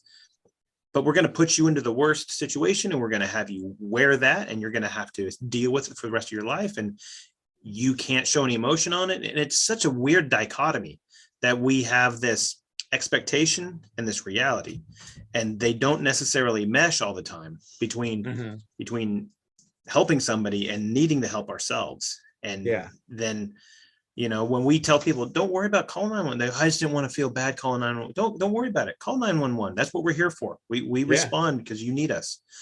Well, there's a point where we need you. I mean, the guys that see the baby, and this is horrible, but see a baby burning, or you see, people die, or you had to kill somebody yourself. You got into a shooting, or, you saved the life of your friend only to have them turn around and, something else happened. And all these different things, it's so hard. And we're supposed to just, I'm going on vacation. I'm going to Cancun this summer, and Christmas is going to be great. And you have to go back to the regular thing and try to go to your kid's soccer game and not be frustrated or upset or mind just focusing in on that thing when you're trying to be with your family. And it's hard to do. There's a point where we got to be able to break it off. So how did you get into becoming, how did you get into becoming a chaplain? Now, I know that you read your bio on your website, and it says, you've been pretty devout your entire life, and you even said that yourself. However, how did you get into that idea of actually getting into, this is what I'm going to do now that I'm retired, but I want to maintain this connection with law enforcement and first responders? Well, like I said, I wanted to do a PhD or a PsyD, or at a minimum an MFT or an MSW, so I could be licensed. But then all that work comp stuff came up after I finished the sports psych degree. And I did the theology degree not thinking about being a chaplain. I thought I'm just going to use, I used it for my own growth through, again, like I'm still dealing with retirement and now this legal case. And so I used the theology degree just more of an anchor for myself, and tried to implement everything I was learning to even deepen my spiritual life. And I went on so many men's retreats, men's spiritual retreats, Buddhist meditation, Christian meditation, Native American vision quest. During that master's degree, Mm-hmm. Everything I learned about, I said, let me find an experiential immersion in whatever this is. Because there are people that knock out, whether it's a psych degree or a theology degree, and they don't implement any of it in their life. It's just like supervisors. I went through a great 6-month West Point leadership course for law Mm-hmm. enforcement and fire. Uh-huh. And a lot of the people in the class did it just to have on their resume for the next promotional process, right? Oh, uh-huh. It's just, oh, I got certified in this. It doesn't mean jack shit if you haven't applied it to your life. So what I tried to do was really take a deep dive into my spiritual life. Even I had always been serious, but now let me use this degree to get right with God even more, or closer to whatever mysteries running the show. And I started volunteering with a large agency in LA with the psychologist, on wellness and resiliency, using more of my sports psych. And then she said, why don't you become a chaplain for our agency? So I started volunteering with their chaplains. But then these are other stories. I won't go into all the details, but it's like, I was thinking some of these chaplains don't seem that effective. And we're having meetings about things that to me are pointless. And then this one particular agency had ordained and non-ordained chaplains, but with me, they're like, maybe we want you to be ordained. And this has been more than one agency. What are we going to do about weddings and baptisms and this and that? I'm an ordained missionary, right? But I'm not an ordained pastor or priest. I'm Catholic still. Uh-huh. At my roots, I'm Catholic, but I'm very ecumenical. But I'm not going to become a priest or a deacon. And I don't care about weddings or baptisms, to be honest. And there's a difference in chaplaincy. Like if you're just worried about religious ceremonies, I'm worried about the cops. Sure. Yeah. Yeah. So I want to spend time with cops, helping cops. And to be honest, there was animosity that I was hanging out with the psychologist. I could tell like there's a turf battle between I'm like, dude, I'm trying to help cops, whether I'm with the psychologist or with the chaplains, who cares? Yeah. And what's funny is there's another agency where I kind of got some criticism. It's just so there's even turf battles in law enforcement when you're trying to do things in a volunteer status to help people. So anyways, that agency, I got frustrated with the red tape and the bureaucracy. So I called another agency that I knew was well respected, and they didn't care that I was ordained. I mean, I was an ordained missionary, I think, at that point, but they're like, you have a theology degree, spiritual direction school. I don't know if I had 10 years experience in sports ministry and extensive law enforcement experience. And so some agencies look at your ministry experience, your education, and your first responder experience. And that holds weight, which I believe we have so many retired first responders and veterans that would be phenomenal chaplains, even if they're not ordained. Just strong faith life, give them some training and give them meaning. The retired cops, firemen, and veterans would love to spend time with other cops and firemen, and they could relate to them, and it would have cultural competence and would be able to build rapport. Yeah. I think we should, and there are some places that do want lay chaplains, not ordained. Because also another problem with ordained chaplains, sometimes, not all the time, but you are trained in your particular religious tradition to feed people that are already in your religious tradition, and also convert people to your particular religious tradition. Right. But a chaplain's job is not to preach or evangelize or convert anybody. You're there as a ministry of presence to listen. Yeah. And to be a resource. Yeah. And you don't know if you're on a patrol squad or riding in a car with two cops, you don't know what their religious background is, and you're not supposed to ask or talk about it. You're just building relationships. And I've had so many cops and firemen tell me, I don't want anything to do with that. First of all, a lot of them, I don't know who my chaplains are. I didn't know we had chaplains. And the only chaplains I've ever interacted with showed up to have breakfast with the chief or the captain once a year, or they pray at an event. Right. Or they show up and want to pray with me, and I don't even know who they are, and they're already dropping prayer. Well, what if that person's Muslim or Hindu or you're a Catholic priest and they're Pentecostal and they're uncomfortable with a Catholic priest praying. Like, you know what I mean? Like, Sure. Yeah. a chaplain is about serving people where they are based on their religious beliefs or not. You're there to support them. So I kind of went off track, but That's okay. Because I know that there's guys that do that. And there's ones that, for an example, we had a guy whose dad unexpectedly passed away. He got COVID, but then he got in a car crash at the exact same time. And it just, the whole horrible string of unfortunate events happened. And so he didn't know what to do. And they don't necessarily, they go to church, but they don't go to church all the time. But they were able to get a hold of one of our chaplains and say, hey, can you do the service for my dad? So they had his service for him and everything like that. They came out to the house. He has got a bunch of property and they had his whole family there. And had he not had that, I mean, it was just the fact that one of our chaplains did that. And he had the relationship with him enough that he could ask him, hey, can you come and do this? And it was great because there wasn't another, I don't know if there was another option, but the fact that they did that was probably the best option that I could think of for them and their family. So, I mean, it was cool. Yeah. To have something like that, to have that relationship that, but you have to know them. And like we mentioned before, that relationship is important. And that's with anything. That's with whether it's leadership or whether it's life or whatever.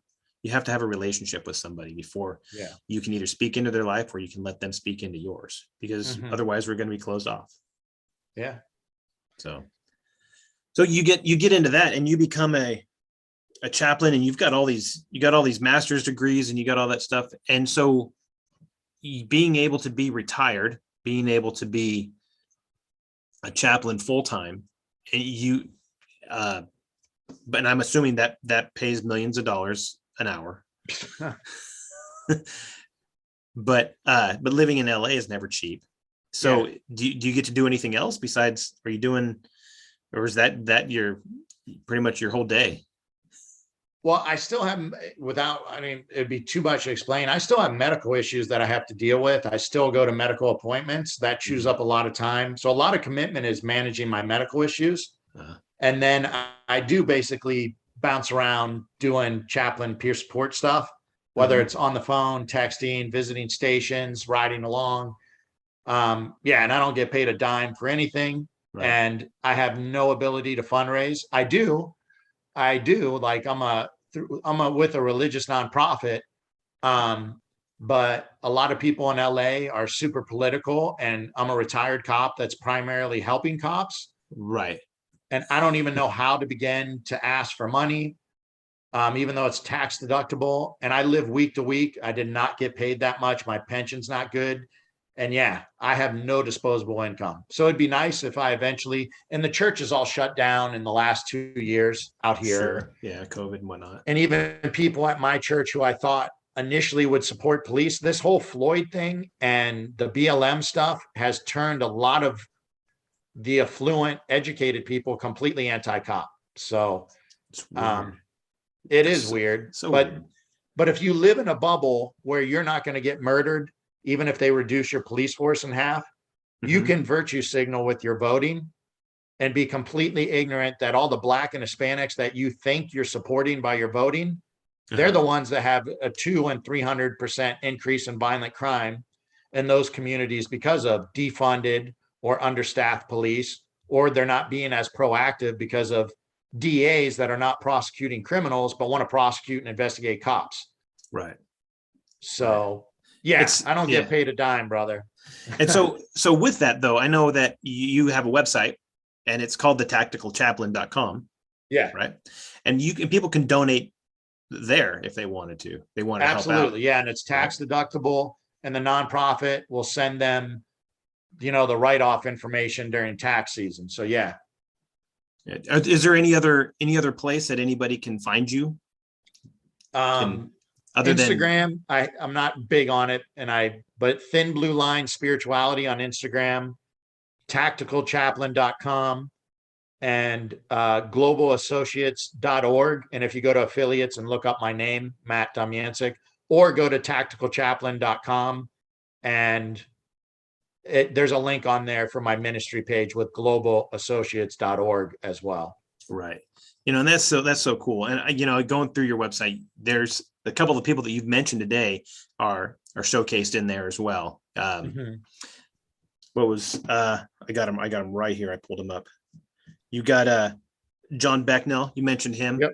And there's a little bio on him. There's Father Jim Clark. There's bios on those guys, and then a whole bunch of other folks on there that are good people. If you need peer support training, or leadership training, or you need a retreat run, like the people that are on there have legit experience. And then there's some other people that I consider part of my team and colleagues, but they didn't want to be on the website because they do work for large law enforcement agencies and just want to be, under the radar as far as other things they might be doing.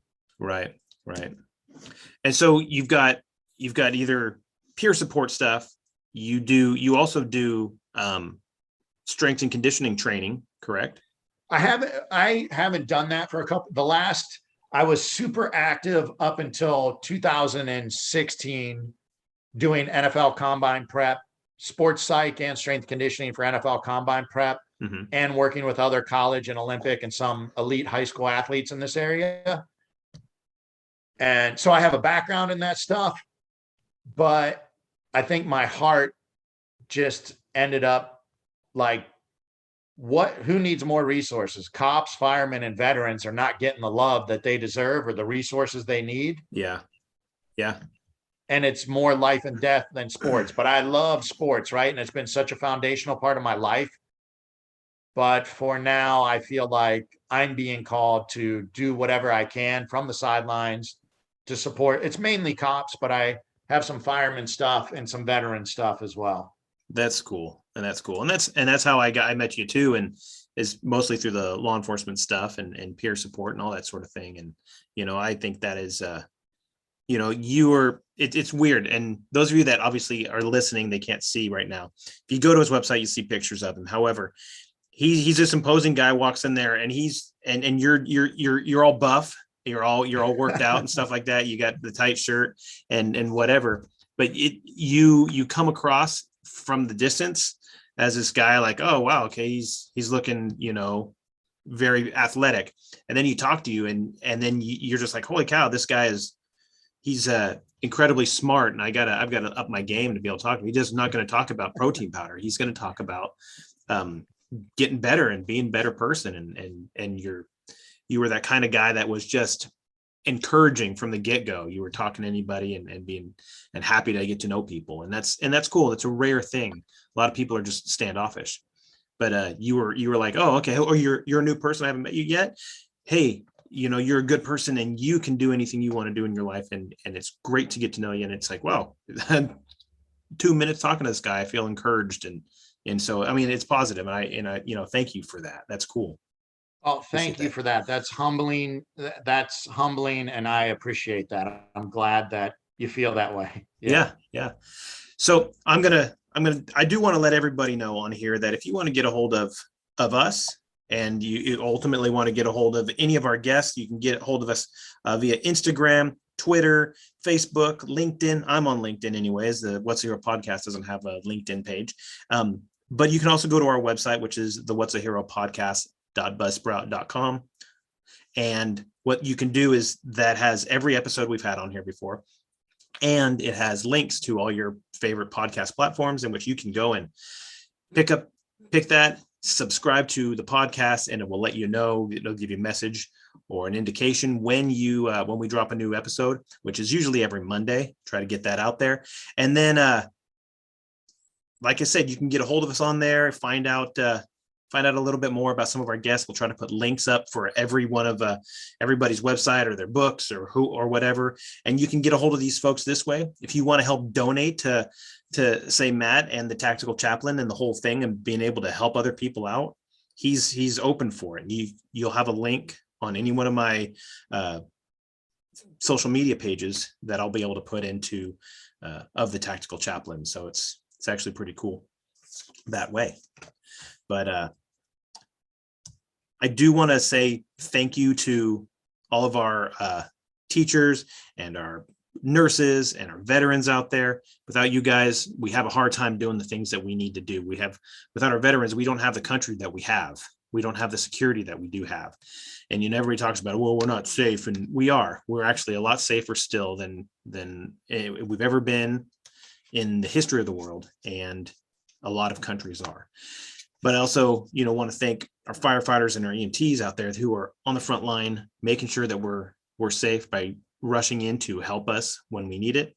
And then to our law enforcement officers, our police officers, you guys go out of your way to not only respond to issues that we're having when we're having them, but you go out and look for them. You go out to make sure that there are not the predators in the night that are coming after us.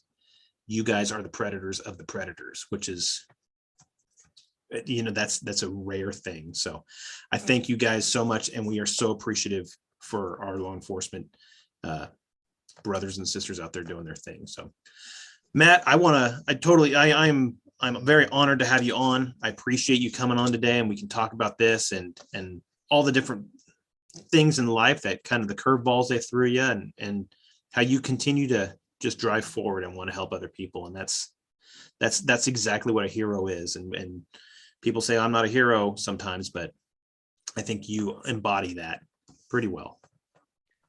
That's flattering. I appreciate that, brother. Yeah. So do you have any final thoughts for everybody before we? No, just if there's anything I can do to help anybody that's out there, just the contact information's on my website. I'm also on LinkedIn. I check that Instagram, Thin Blue Line Spirituality. So if there's any person or agency that I can help in any way at all, please reach out and train hard. Do something to make yourself better, especially if you're a cop, your fitness, your fighting, your shooting, but also take care of your mental, your emotional, and your spiritual life. And if you need any help, please reach out. God bless you all. Absolutely. Thank you, Matt. I appreciate it so much. And so for Matt Domyancic, I think I said that correctly. Mm-hmm. So for Matt, I have been Ken Fraunfelter, and this has been the What's a Hero podcast.